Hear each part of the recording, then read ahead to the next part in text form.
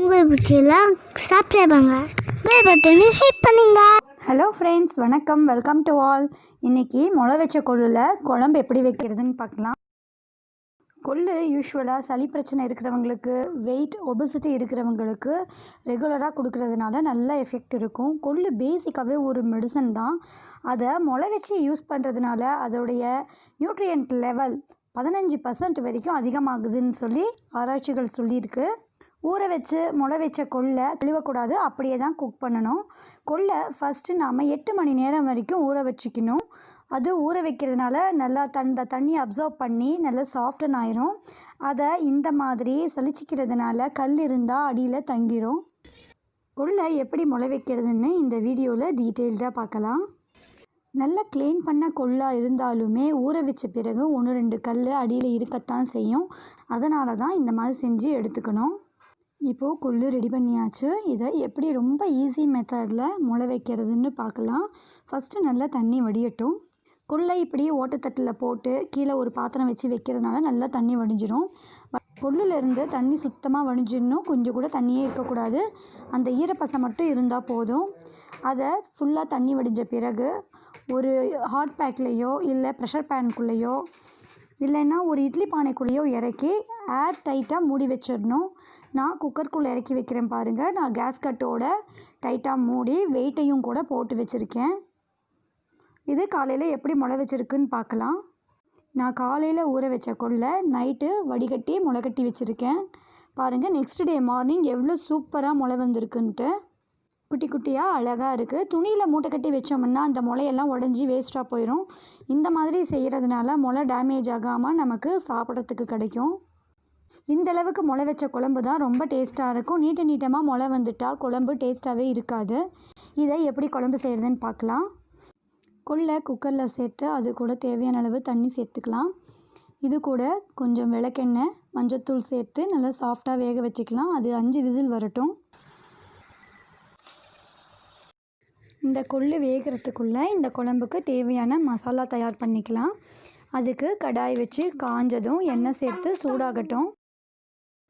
1/2 spoon அளவு அரிசி சேர்த்துருக்கேன். அரிசி பொரிஞ்சு வரட்டும்.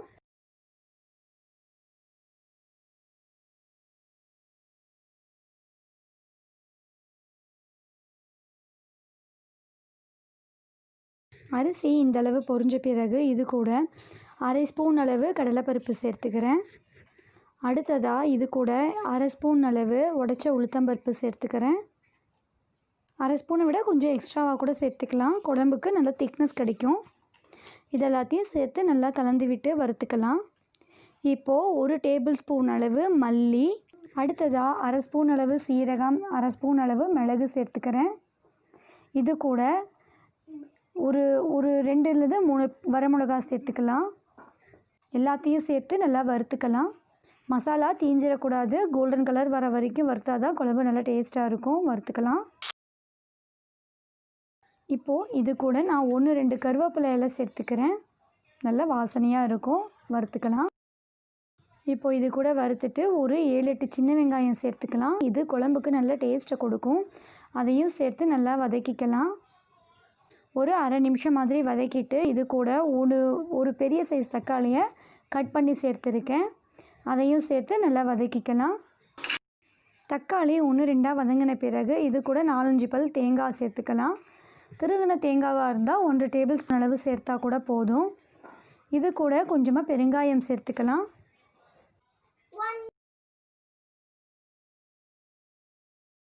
அடுத்ததாக 4-5 பல் பூண்டு தோலோடு சேர்த்துக்கிறேன். இது குழம்புக்கு நல்ல வாசனையை கொடுக்கும். அதையும் சேர்த்து நல்லா வதக்கிக்கலாம். இது சூடாகட்டும். நம்ம வேக வச்ச கொள்ளு எப்படி வெந்திருக்குன்னு பார்க்கலாம். 5 விசில் விட்டே நல்லா சாஃப்டாக வெந்திருக்கு பாருங்கள். கொள்ளு நல்லா சாஃப்டாக வெந்த பிறகு இது கூட உப்பு சேர்த்து கலந்து விட்டுக்கலாம். இது 1 நிமிஷம் இருக்கட்டும். நாம் மசாலா அதுக்குள்ளே அரைச்சி எடுத்துகிட்டு வந்துடலாம். மசாலா நல்லா சூடாறிடுச்சு. இதை மிக்ஸி ஜாரில் சேர்த்து நல்லா அரைச்சிட்டு வந்துடலாம். இந்தளவு அரைச்சா போதும். ரொம்ப நைஸாக இருக்கணும்னு அவசியம் இல்லை. கொஞ்சம் திரியாக இருந்தால் தான் நல்லா டேஸ்ட்டாக இருக்கும்.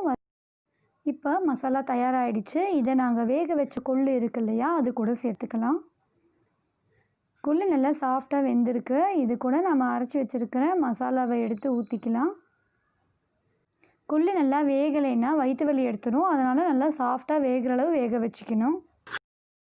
மசாலா எல்லாத்தையும் சேர்த்து நல்லா கலந்து விட்டுட்டு இந்த குழம்புக்கு தேவையான அளவு தண்ணி சேர்த்துக்கலாம்.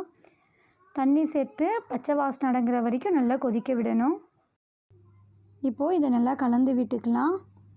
இது கொஞ்சம் கெட்டியாக இருக்கிற மாதிரி இருக்குது. இது கூட கொஞ்சம் தண்ணி எக்ஸ்ட்ரா சேர்த்துக்கிறேன்.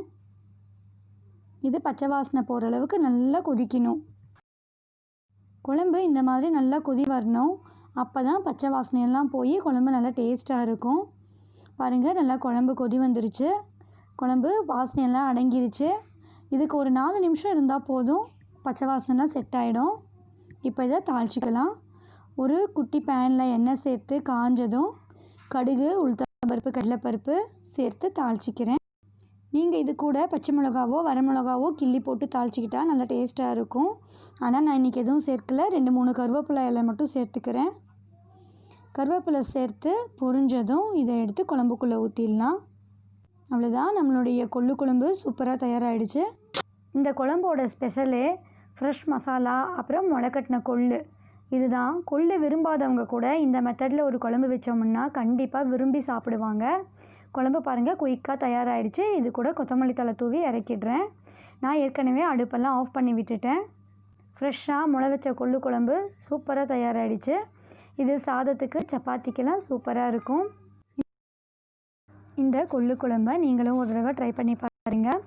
உங்களுக்கு பிடிச்சிருந்ததுன்னா உங்கள் ஃப்ரெண்ட்ஸ் கூட ஷேர் பண்ணிக்கோங்க. மறக்காமல் இந்த சேனலை சப்ஸ்கிரைப் பண்ணிக்கோங்க. பக்கத்தில் இருக்கிற பெல் பட்டனையும் கிளிக் பண்ணிக்கோங்க. தேங்க்ஸ் ஃபார் வாட்சிங்.